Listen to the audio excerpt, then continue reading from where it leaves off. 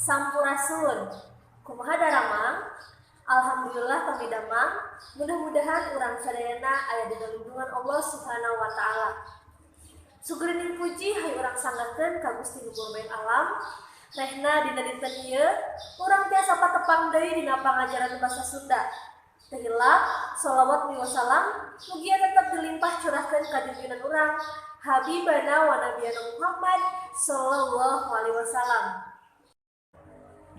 Dinten ayeuna urang diajar ngeunaan kecap serapan. Hideuk tiasa muka buku paket halaman 47. Namun sateu acan dikautan diajar, hayu urang buka ku aosan basmalah sasarengan. Bismillahirrohmanirrohim. Di dieu paminten hideuk sering nguping kecap serapan. Atanapi dina basa Indonesia nyaeta kata serapan.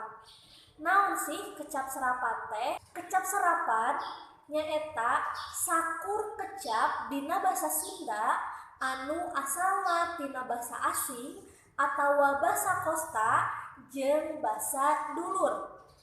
Contona basa Arab, basa Inggris, basa Walanda, basa Portugis, basa Cina, basa Sanskerta, jeung saterusna. Di dieu ayeuna ibu bade masihan contoh kecap serapan anu diangge dina basa Sunda anu asalna tina kecap-kecap basa lain atanapi nagara lain. Nah sih basa-basa ieu tiasa dianggo ku masyarakat Sunda kumargi kapungkur seueur basa-basa deungeun anu linggih ka urang ka Indonesia nya pertukaran dagang, ngajajah jeung sajabina. Kukituna seueur basa-basa anu diserap, anu dianggo ku basa Sunda. Ya, salah sawiosna aya ti basa Arab, basa Walanda, basa Inggris jeung saterusna. Ayeuna ibu bade masihan contoh, mangga ku hideuk dibuka halaman 47. Kecap serapan tina basa Arab.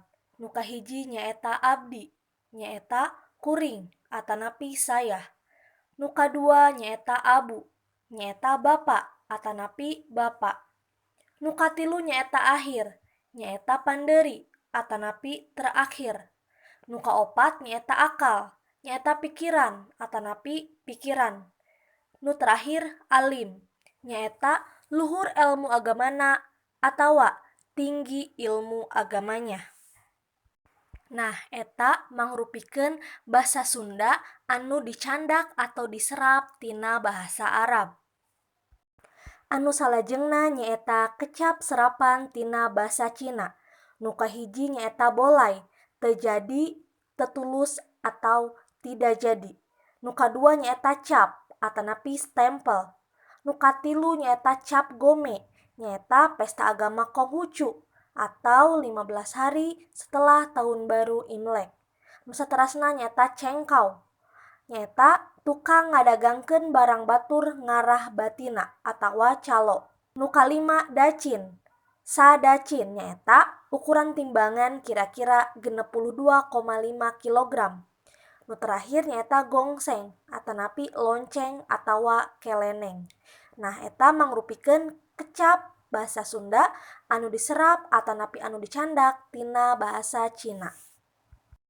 Anu salajengna nyaeta kecap serapan tina basa Inggris. Anu kahiji agen, nyaeta jalma atawa pausahaan perantara atanapi reseller. Nu salajengna nyaeta komputer. Anu katilu nyaeta airport atanapi palabuhan udara atawa bandara. Nu salajengna nyaeta hidden atanapi nyundul bal. Nu salajengna nyaeta bodyguard atanapi pangawal. Nah, eta mangrupikeun basa Sunda anu diserap atanapi dicandak tina basa Inggris. Anu salajengna nyaeta kecap serapan tina basa Laten. Nu kahiji amoniak, nyaeta sabangsa gas nu pohara nyerangna. Salajengna anatomi, nyaeta elmu rucat. Nu salajengna nyaeta anti atanapi lalawanan. Nu terakhir aya diploma, nyaeta ijazah surat tanda tamat diajar. Nah, eta mangrupikeun basa Sunda anu diserap atanapi dicandak tina basa Laten. Salajengna nyaeta kecap serapan tina basa Prancis. Amplop nyaeta bungkus surat. Apel nyaeta ngumpul pikeun absen. Salajengna blokir nyaeta ditingker atanapi dikepung. Salajengna nyaeta federasi nyaeta gabungan sawatara organisasi. Nu terakhir nyaeta final nyaeta panganggesan. Eta mangrupikeun basa Sunda anu dicandak atanapi diserap tina basa Perancis. Salajengna nyaeta kecap serapan tina basa Portugis. Almari nyaeta lomari atanapi wadah papakean. Antero nyaeta sakuliahna. Bako nyaeta sabangsa tutuwuhan nu daunna diolah jadi bahan ududeun atanapi rokok. Buludru nyaeta sabangsa lawon nu buluan lemes. Dadu nyaeta kubus.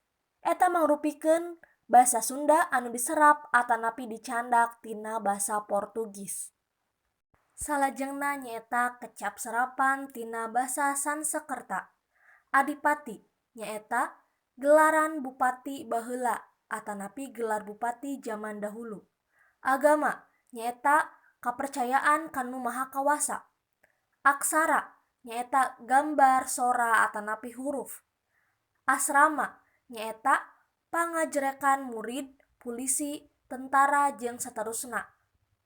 Nu terakhir atma nyaeta roh atanapi lelembutan.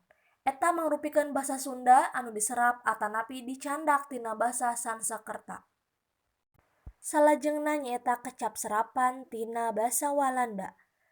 Agen nyaeta wakil salah sahiji pausahaan atanapi wakil salah satu perusahaan. Agresi nyaeta panarajang atanapi pangrurug atanapi kajahatan fisik atanapi mental. Akte nyaeta piagam, ijazah, keterangan tanda lulus. Album nyaeta sarupa buku anu isina potret, parangko jeung saterusna. Anduk nyaeta panyusut pikeun nuuskeun awak sanggeus mandi. Eta mangrupikeun basa Sunda anu dicandak atanapi diserap tina basa Walanda. Wah, rupina seueur pisan geningnya basa Sunda anu asalna tina bahasa lain. Aya anu digunakeun ku urang sapopoe, aya sesebutan anu ku urang digunakeun sapopoe jeung sajabana. Nah, rupina panginten pangajaran dinten ayeuna dicekapkeun dugi ka dieu. Hayu urang tutup ku ngaosan hamdalah. Alhamdulillahirabbil alamin. Hatur nuhun kana perhatosanana. Wassalamualaikum warahmatullahi wabarakatuh. Sampurasun.